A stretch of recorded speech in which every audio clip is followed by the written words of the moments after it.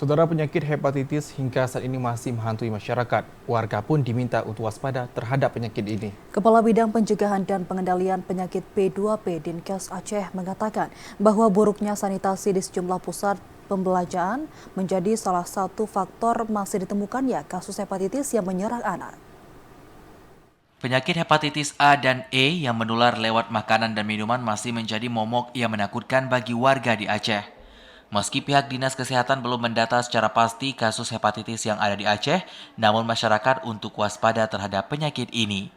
Kepala Bidang Pencegahan dan Pengendalian Penyakit P2P Dinas Kesehatan Aceh, Dr. Iman Murahman mengatakan bahwa pusat pembelajaran yang tidak memiliki sanitasi yang baik menjadi salah satu lokasi yang menyebabkan terjadinya kasus hepatitis pada anak.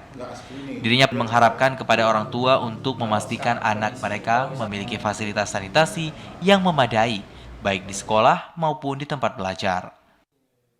Kita terkendala dari sisi sanitasi, terutama sanitasi di beberapa tempat area-area pemondokan atau asrama yang ada pada anak-anak dayah atau pesantren atau juga sekolah-sekolah yang itu kemudian menggunakan air yang tidak steril ya. Dan itu ada beberapa tempat di Aceh yang kemudian menyebabkan anak-anak tersebut terkena hepatitis. Kami sangat mohon sekali kepada para orang tua untuk memperhatikan anak-anaknya agar kemudian tetap mengkonsumsi makanan dan juga minuman yang betul-betul steril sehingga terhindar dari virus hepatitis A. Selain hepatitis A dan E yang menular lewat makanan dan minuman, hepatitis B, C, dan D juga patut diwaspadai.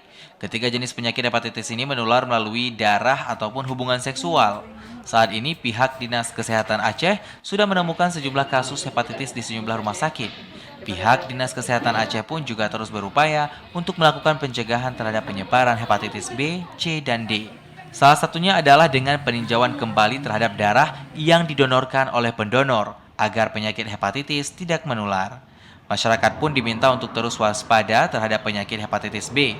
Meskipun ada sebagian hepatitis B tidak bergejala, namun masyarakat diminta waspada karena hepatitis B merupakan awal dari kerusakan hati.